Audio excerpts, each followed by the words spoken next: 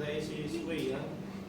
Okay, so we will all relate the graph of the quadratic function to the simplest quadratic equation y equal to x squared. Okay, so the value of a here is equal to 1. So a is equal to 1. Okay, so the start here is for you to focus on the vertex of the parabola. So the vertex of the parabola of the form y equal to ax squared is simply at 0, 0. So if this is our vertex, vertex is at 0, 0, then we will position the vertex at the middle of our table of values. Okay, so this is the value of your h. So the vertex is simply your h and k, or simply the vertex is your h and f of h. Okay, so vertex is at 0, 0. You add 1 for your x values, add 1 to the right, minus 1 to the left. So 0, 1, 2, 3, negative 1, negative 2, negative 3. If this is equal to 0, we evaluate based from the given equation, y equal to x squared. We just simply plug in 1 to x. So 1 squared equal to 1. We plug in 2 to x. 2 squared is equal to 4. We plug in 3 to x. 3 squared equal to 9. Now remember these values when you are forming or making use of the table. Constructing table of values, you add 1 if a is equal to 1. From the given value of y, always add 1. Okay? Next is add 3. Then add 5 to get that 9. So when x equal to negative 1, so since the vertex is positioned here, your axis of symmetry is x equal to 0, then there is no need for you to solve this left side of your table of values. All you need to do is to reflect this value here from your axis of symmetry. So this is also equal to 1, 4, then 9. So as you notice, when you square negative 3 here, it is equal to 9. So negative 3 squared equal to 9. Not negative 3 squared, okay? Because negative 3 squared is equal to negative 9. The negative is not included in squaring the numerical expression. Okay, so always remember this, that when the value of a is equal to 1, add 1, add 3, add 5. When a is equal to 2, you will double this. What you will add is double 1 plus 2, then double 3 plus 6, then double 5 plus 10. So that is when a is equal to 2. When a is equal to negative 1, instead of adding, you subtract. Okay, minus 1 minus 1 minus 3 minus 5. So minus 1 minus 3 then minus 5. So if your a is equal to negative 3 or 3, instead of adding 1, 3, 5, you triple all these 3. You triple 1, so meaning you will add 3 plus 3 instead of plus 1.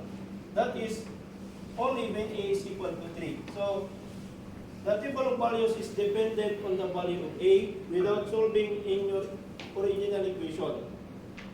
Okay, your reference here only is only the vertex. So when you are graphing a quadratic function, only focus on the vertex of the parabola. So when a is equal to 3, all you need to do is to add 3. You triple also the 3, so meaning you will add 9. You triple the 5 plus 8, 15. Okay, so let's say for example, when you are graphing a quadratic function can be represented by a table of values, graph, or an equation. How about if I will present to you graph, table of values or equation? Let's say equation.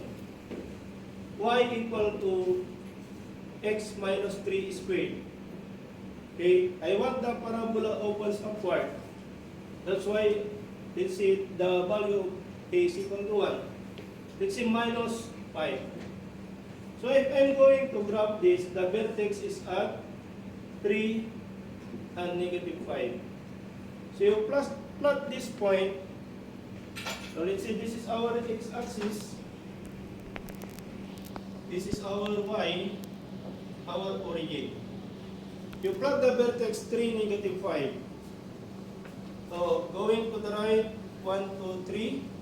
Then 5 units downward, 1, 2, 3, 4, 5. So this is the vertex of our parabola. Okay, add one value to x. For every one value of x, for the first step, add one value of y. So no need for you to look for the table of values.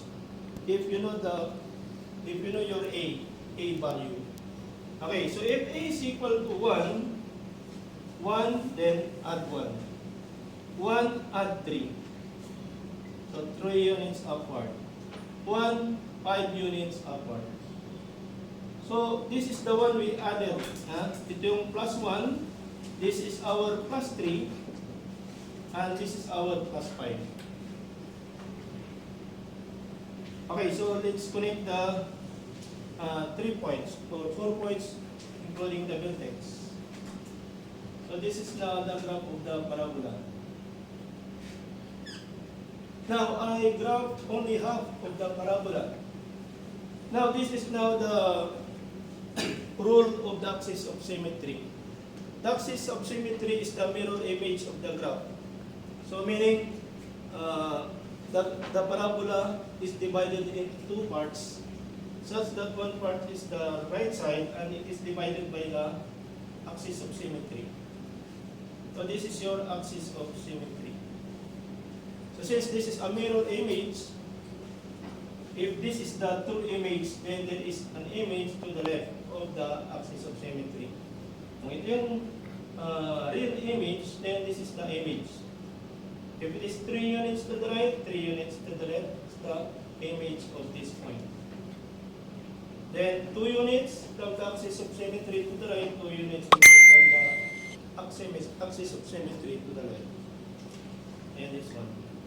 Then plot or connect the 3 points. This is now the graph of your parabola. So what is the equation? Y equal to x minus 3 squared minus 5. Okay? So if you want to make a table of values for this, then what will you do? X, Y, 1, 2, 3, vertex, 1, 2, 3. What is our vertex? 3 and negative 5. Add 1 to the right, minus 1 to the left, for your x value, 4, 5, 6, 2, 1, 0. Negative 5, since the parabola opens upward, plus 1, negative 4. Plus 3, equal to negative 1. Then plus 5 equal to 4. As you notice, when x equal to 6, that is equal to 4. 1, 2, 3, 4, 5, 6, 1, 2, 3, 4. Okay? Next is, we just replace these 3 values here. Then this is negative 4, negative 1, and positive 4. Okay, another example is using the downward parabola. Okay, I will change the value from positive 1. Instead of positive 1, I will change into negative. Y is equal to negative 2. Quantity x. Okay. So since this is on the right side, I will show to you graph wherein it is located on the left side of the y-axis. So x plus let's say plus 4 squared. To make the vertex higher, let's say 5 units higher, then I will add 5 here. Okay, so what is now the vertex? The vertex is at -4 and 5. Okay, you can now draw the graph without the table of values. Okay, so at -4, 5, 1, 2, 3, 4, 5. And -4. 1, 2, 3, 4. 1, 2, 3, 4, 5. So this is now the vertex of your parabola. Now, succession A is -2. Then, that is 2 units downward for every 1 value of x. Okay? Increasing the value of x by 1, the parabola, the value of y moves 2 units. Ito yung -2. Instead of +2, -2 because of A. Okay, -2, then 3 times 2 is equal to 6, -6. 1, 2, 3, 4, 5, 6. So we only need 3 points. Okay, so this is your axis of symmetry. The mirror image. So mirror image of this point is here. Okay, so draw the graph of the parabola.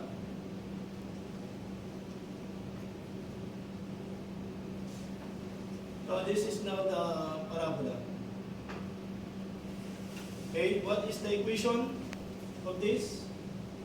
Y equal to negative of x plus 4 quantity squared plus 5. So we already have our equation, the graph. Now the problem is your table of values. X, Y. 1, 2, 3. Position your vertex. Then 1, 2, 3. The vertex is at -4 and 5. The -4, 5. Plus 1 to the right, -3, -2, -1. -5, -6, and -7. Since this is equal to 5 and your value of A is -2, then your start here is -2. Okay? So 5 minus 2 equal to 3. Then 3 minus 6. So -6 here. Okay? So 3 minus 6 is -3. Then -3 minus 135, right? So you double the 10. Magiging -10. That is equal to -3 minus 10, -13. Okay? So, just reflect the values, 3, -3, and -13. 3, -3, and -13. Okay, just evaluate one value. If x equal to -3, do you think you can get the 3? Okay? Okay, so if we plug in f of -3 to the equation, f of -3, so -2, we change the x to -3, plus 4 squared plus 5. -3 plus 4 equal to 1. Square 1 is 1 times -2, -2 plus 5 equal to 3. Okay? So therefore, our table of values is already correct because we evaluated 1. As long as you know what to add here, always dependent on the value of A. It is always related to the value of A. So if A is equal to 4, the 1, 3, 5 you are adding to A is equal to 1, just multiply it by 4 also. Okay? Okay, so you are ready now to for the performance task, graphing quadratic functions. Okay, thank you, Iskoda. Mga magaganda at gumawa kong Iskoda.